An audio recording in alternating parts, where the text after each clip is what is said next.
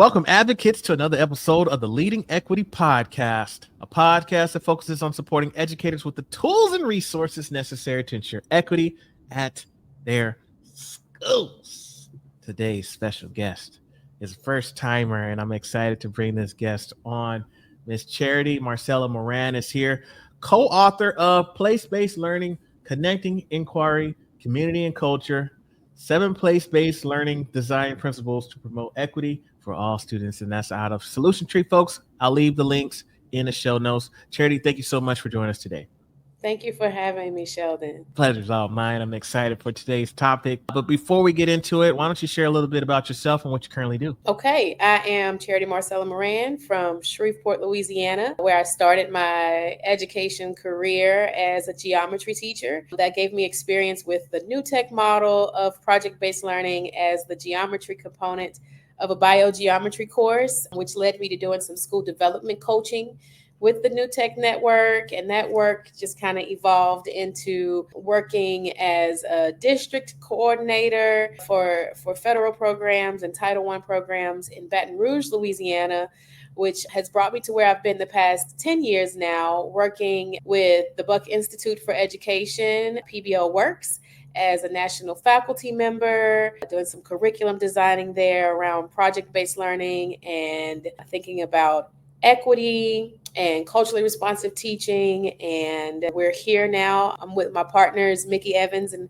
Aaron Sanchez at PBL Path, where we're taking place-based learning a bit deeper under the umbrella of project-based learning. All right. Well, welcome. Thank you so much for that. Okay, let's get into it, because PBL stands for project-based learning. Is that correct?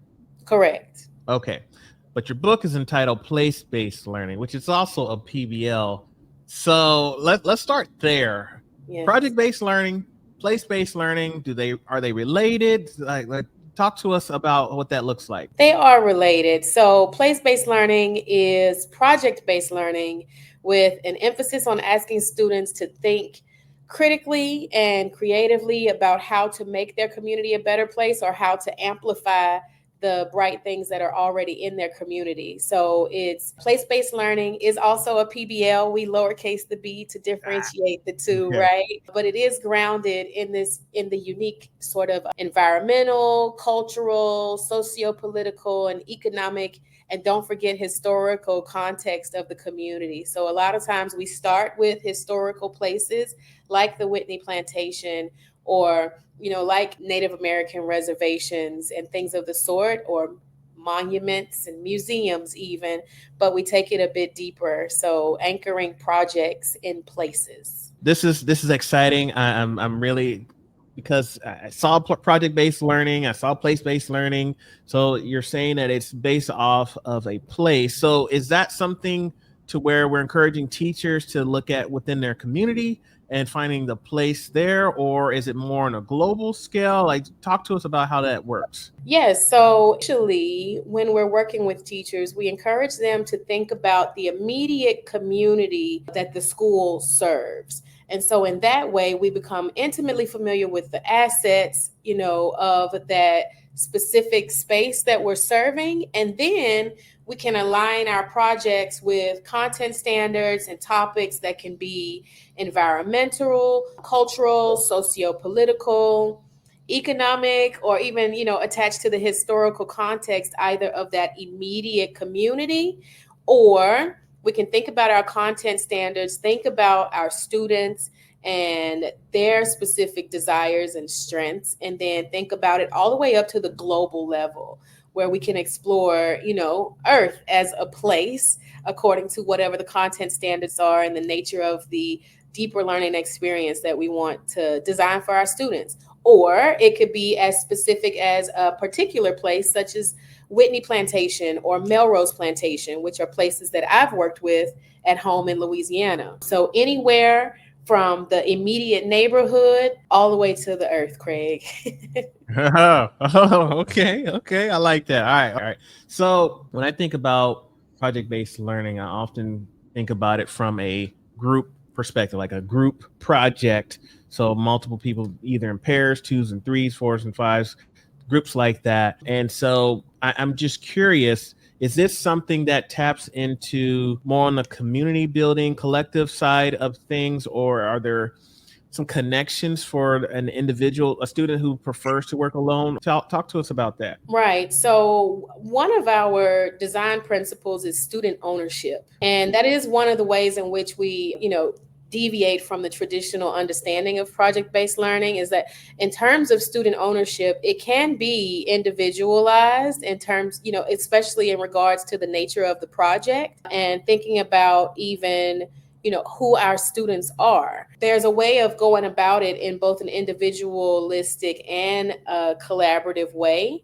Throughout the course of instruction, there's always going to be encouraged some moments of collaboration as well as moments of individual accountability through formative assessments, through both informal and formal opportunities for teachers to build in ways for students to do feedback, revision, reflection. So that would then lead to some of the more peer-to-peer and collaborative moments. However, at its core, a lot of our, strategies that we present in the book and present in workshops and with teachers really are just based on what do we know about our students. If their strengths lie in individualistic ways, then we can start there and then build to get them to still be able to work in collaborative environments as necessary, but definitely paying attention to and holding great weight to the students' ways of knowing and ways of learning. Okay. All right. I like that. All right. So walk me through and I'm assuming this is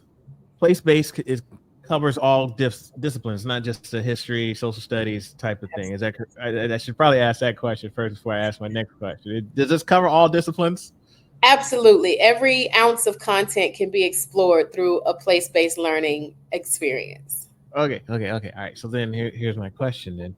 Walk us through a place-based learning from, how do I select the place? What kind of projects, how do I determine what the project looks like? Kind of give us I know it's in your book. I know it's broken down 7 principles, but give us like a short version, I guess. There's links in the show notes, folks. Get the book. But I just kind of want to see what just walk us through that, please. Well, we do have several examples in the book, but it is going to really, really, really be my joy to talk about a recent example. I'm working, myself and my colleagues, my co-authors, we're working to support a few schools in the central region of Ghana. And so we have been, what does it look like? We've been meeting in small cohorts once a week to really intentionally dig into via WhatsApp groups, right? So already we're thinking about what are the other ways of knowing for the teachers themselves. And so we're thinking about the schools that you serve, be they rural or in the urban center. Let's do a community asset mapping. Let's do some mapping of what's immediately around in the village. Is there a mechanic shop? Is there a, macadamia nut? What's there? What is the nature of the surroundings that your students are intimately familiar with? And then we say, okay, what are some things that I know this community could benefit from? Or what are the particular topics politically or, just culturally in the villages that I know I need to kind of tackle? And that's where we get to pull in the teachers' passions as well. And so from that, 3 big ideas have bubbled up for 3 different pockets of schools. And so one is being really dedicated to saying, okay, the conversation turned into the girls in the village need to be empowered to understand that they too can be entrepreneurs, like really passionate topics important to that community. A second is about understanding the nature that these are cocoa farmers and, one harvest a year might be what it takes to sustain the family. So how do I encourage proper nutrition given that context in that place? And then there's a third place where they're borderland. It's a rural school, but it's bordered to the city because the city's pushing out. And so the students are starting to undervalue the agricultural nature of the community. So like one country, one central region of the country, but 3 different pockets according to the exploration of the assets in the community. Now we say, what content are we teaching and when, and how can we infuse that? Or, so if there's letter writing that needs to happen, then we're going to make sure that one of the public products or some of the community products are letters to folks in the community who can be beneficial from us.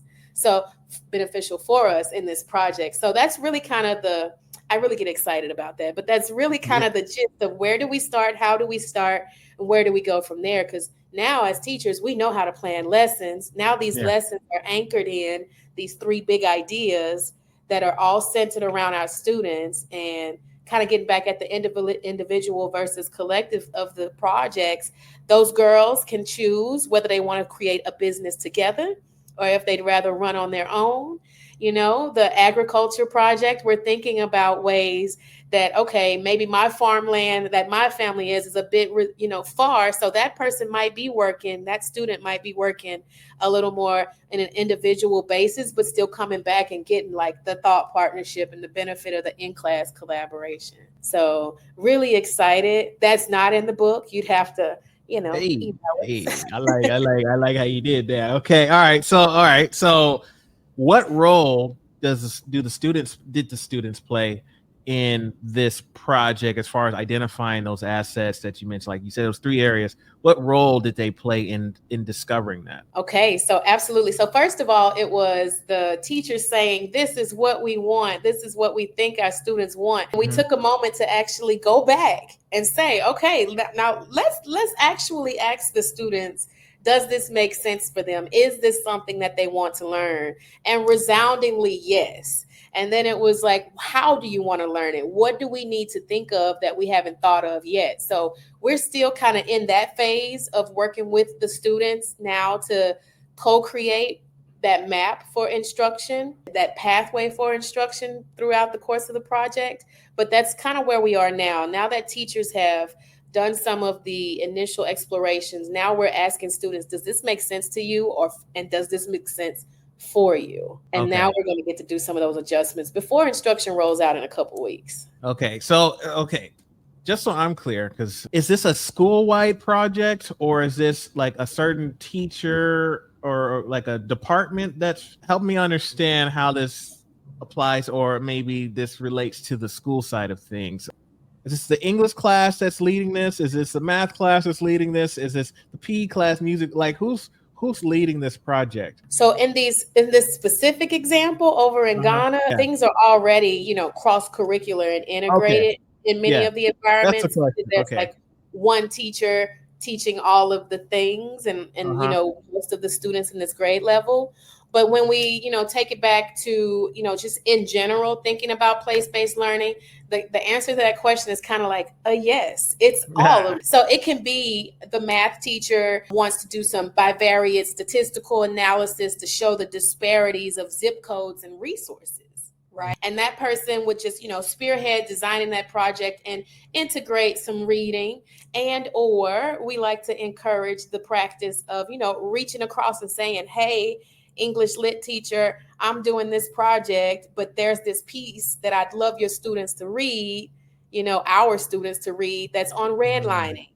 Right. So if you can pull that in, if not, no worries. I'll make space in my math class for this reading to take place. So it can be as haphazard, and organic as that, or as intentional as this whole grade level. We're going to sit down together and figure out where does our content overlap, and then how does that connect to the community or a place or topic that we can anchor and to get to this place-based experience. And that's some of the work we do at PBL Path, is really sitting down and fostering those conversations between department heads and leadership and things of that sort. Do you encourage, I feel like I know the answer to this, but do you encourage the schools to work collaboratively in a sense like, okay, this is a project, English folks, you're going to, like you said, have your students read this excerpt. Math folks, you're going to have them break down the data this way.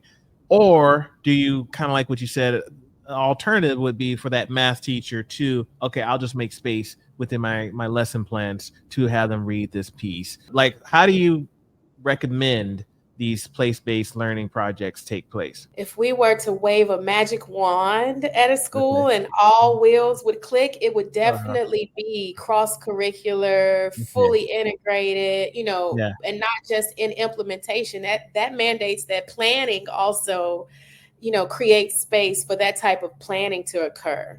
However, if that can occur, that does not mean that place-based learning cannot occur. Okay, okay. We have tools and processes that still walk you through it to say, okay, I know I'm just the math teacher, Mm. but I can, access resources and see what is being discussed in other classes at this time, and see where can I do some intentional intersections. But it's not, magic wand versus some folks' reality and everything in between. I could just hear folks that are like, oh, this sounds great, but I gotta wait for my staff to get on board, or there's Mr. Jones, he wouldn't be for this. Like, these are kind of things that I can see people are kind of thinking as they're listening to this, like, oh, this sounds like a great project or a great thing to do school wide. However, and so it sounds like what I'm hearing from you, Charity, is that don't necessarily wait for quote unquote everybody to be on board. There's things that you can do. Absolutely. And there's ways to do those things such that our students benefit from it. Even if I'm the only unicorn on campus who wants to do place-based learning, every child that comes through my classroom is going to benefit from that place-based learning experience. I mean, would they get more? Of course, if it was school-wide. Start where we can. I got you. Okay. All right. So, okay. Well, okay. I'm going to throw this out here because, we're all about advocacy and doing what's best for our kids. Let's say I am a teacher that is like, I want to do this, but I'm just a teacher. I'm just that's just my role. I'm brand new, first year, whatever. I don't have any clout yet. What kind of advocating strategies could you give to them or who should they go to talk to in order to maybe look at this becoming something more of a school-wide project? Come to pblpath.com, contact us, and we would love the thought partnership on any and all of this. But 9 times out of 10, we're going to say, what is your sphere of control? And so always start in your 4 walls. And then, by way of example, because I was that unicorn for a long time, and my test results at the end of the year and on benchmark assessments were far better than any of the others, just by strength of the level of experiences that students were getting. Then it became more of, like a conversation of talking to a department head or who does your formal and informal classroom observations, letting them know that, hey, there's this thing I've been trying. I see that it's working. What are they willing to do, and just kind of talking to everyone who will listen, and being respectful of the hierarchy of communication that exists in your respective space. But that would be, the most 2 impactful things you could do right quick is hit us up, let us thought partner with you, and then start where you can and control what you can. Fair enough. Okay. Yeah. All right. So let's switch over gears for just a moment. We're going to talk about like the grading, or the assessment piece to things. So, for example, you mentioned that there's this project that you have going on in Ghana. How do you grade that? Like, if one of the girls has a successful business, so they get an A, like how does the grading work within a place-based learning project? We really encourage what we like to say liberatory assessments. So these are things that, of course, a grade can be assigned to, but it also kind of stems from this notion of short form critiques of traditional assessments, right? Things that are typically seen as oppressing and limiting to students' growth and development. Things like standardized tests, that have been criticized for perpetuating biases. And so throughout the course of the work of the project, we encourage many, many, many checkpoints along the journey where we're, providing feedback to students, perhaps assigning grades in a numerical way, because we understand that we're still working in systems that require grades and monitoring. And, all of this is tied to this notion of assessment, but assessment is so much more than a grade, especially when we're talking about place-based learning. So, using assessment and designing it so thoroughly throughout the course of the project and along the way, such that when students get to submitting of that final product or having that final presentation, they and educator both know what that score is, because we've worked on it and refined it with such intention along the way. And because things are aligned to the standards and the standards are connected to those standardized tests at the end, we know with double the certainty that students understand the content and the standards at the depth necessary. Okay. Yeah, so that's essentially the core of it is thinking about assessment differently in such that students and educator are so empowered along the way, alongside empowering their communities, that the content is a no-brainer, and we got that. We got that. Okay, so if a student transfers to another out of district school, or just a school that doesn't have a place-based learning centralized type of thing, or just they go from one math teacher to the next math teacher, those grades, quote unquote grades, will be able to transfer without any problem. We're still doing things like quizzes and common formative assessments and benchmark assessments. Yeah, so we do that alongside the liberatory assessment practices, knowing that we're still in transition. We haven't fully reached utopia, but we're tinkering our way there. Okay, see, initially I was thinking like, wait, I mean, I love the liberation and all, like that sounds awesome, but they still got to have, for a lot of schools and a lot of classrooms, they still need to have grades. So it sounds like you're saying that they still will have tests and quizzes built in along the way. Yes, absolutely. And activities and, anything we're grading now, classroom discussions or, worksheets and things of the sort. Worksheets don't grow dendrites by themselves, but they do support learning processes and allow for, formative assessments that can be connected to grades. Okay. I have another question. I know a lot of teachers, they kind of know what their school year is going to look like. So we might spend our summers planning the unit. And once we kind of have a core, this is what I'm going to do. A lot of us will do the same thing each semester or each year. By January, we're supposed to be talking about this, and by February.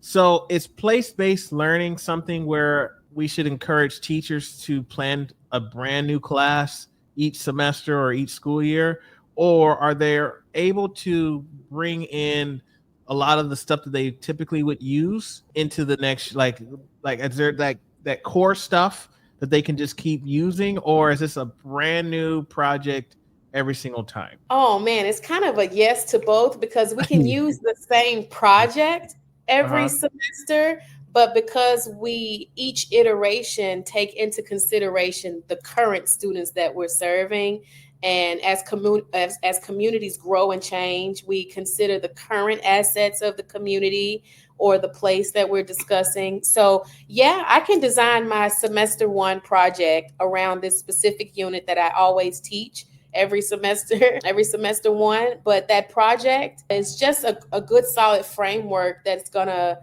some of the intricacies might change according to the students that I'm serving. So it's a little bit of both. A lot of both here. So, okay.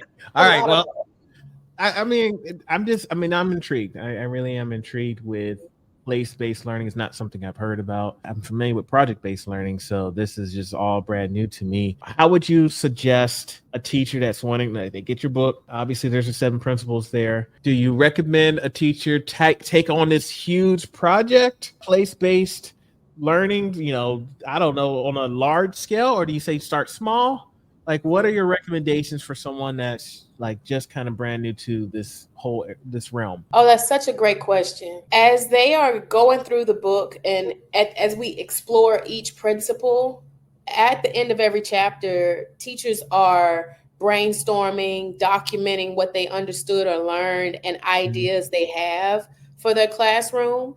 So my recommendation would be, once you get through all of the design principles and explore some of those examples, let that help you decide where you want to start, and think about the context of the nature of the collaboration on campus. If it is easy, if you're team teaching already and your team teacher's on board, like, there are conditions that could kind of help determine that. If students have never had place-based or even project-based exposure before, then maybe you do want to start with one topic and small, so that it's more about the process of projecting and learning than it is about the content, and then gently expand over the course of the year. Or if you're you're lucky enough to loop with kids, expand over the course of your time with a pocket of children. So it's a little bit of everything yet again. It's because place-based learning is so contextual and so anchored to the community and the place that we're serving. These are excellent questions that we just have to think about in a one-on, like a context by context basis. Is this, do you recommend it? So this says grades 4 to 12. So maybe not the lower grades for place-based learning. In terms of, well, yeah, definitely it could still be. I think that 4 through 12 was one part publisher, one part thinking about how we could make what's being presented in the book very practical and not overwhelming. So definitely know that there's space for part 2 dedicated to lower grades, because we know that those are very foundational grades, and some things, need to just be explored differently. So we want to make space to give them their attention they need. Got you. Okay. Yeah. Okay. Well, I'll tell you what, I've definitely learned a lot, Charity, and I appreciate you for coming on and sharing all about place-based learning. I'd love for you to take us home with one final word of advice to our listeners. Okay. So in the words of Kanye West, you got to listen to the kids, bro. No, we as teachers can design these beautiful experiences, but if the students are not going to receive it, it will be for. So just like we're doing in Ghana, taking a moment to pause and check in with the people we serve and say, hey, does this make sense for you? Is this something you want to do? So listen to the kids, bro. Listen to the kids, bro. So I like that. So, all right, cool. So if we have some folks that want to connect with you, what's the best way to reach you online? pblpath.com. You can email me directly at charity@pblpath.com, or same for Mickey and Aaron, ERIN, at pblpath.com. On Instagram as well at pblpath. We're having fun. All right. Well, folks, links in the show notes. Charity, it has surely been a pleasure. Thank you so much for your time. Thank you, Sheldon.